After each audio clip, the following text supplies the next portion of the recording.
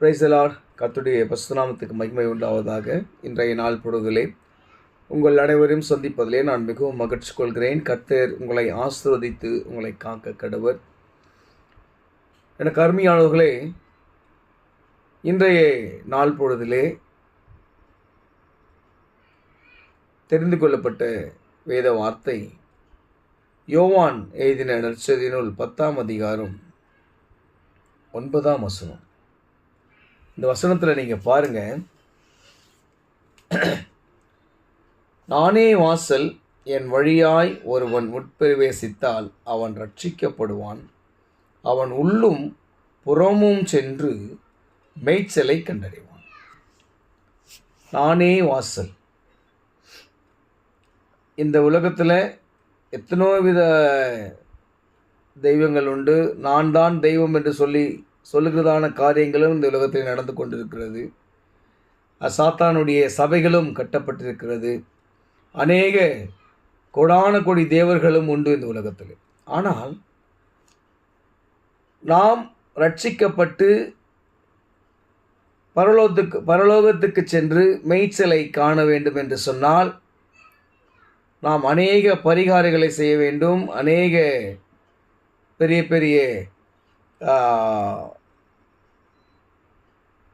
கோயில்களை கட்டவோ இல்லை சர்ச்சுகளை கட்டவோ இல்லை அநேக நன்கொடைகளை கொடுத்து நற்பெயர்களை சம்பாதிக்க வேண்டும்.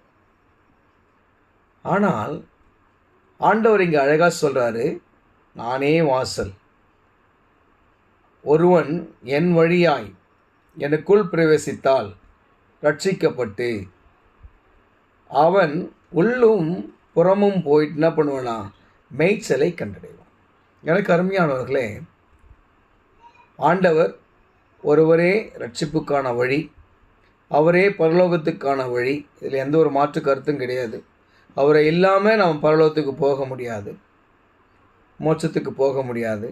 நாம் அவரை விசுவாசித்து ரட்சிக்கப்பட்டு பிதா குமாரன் பரிசுத்த ஆவி நாமத்தினாலே ஞானஸ்தானத்தை பெற்றுக்கொண்டு நாம் நம்முடைய சிலுவையை எடுத்துக்கொண்டு அவரை பின்பற்றி செல்லும் பொழுது நாம் அவர் மேய்ச்சலின் ஆடுகளாக இருக்கிறோம். அவர் நம் மெய்ப்பனாக இருக்கிறார். அவருக்குள்ளாக நாம் பிரவேசிக்கிறோம்.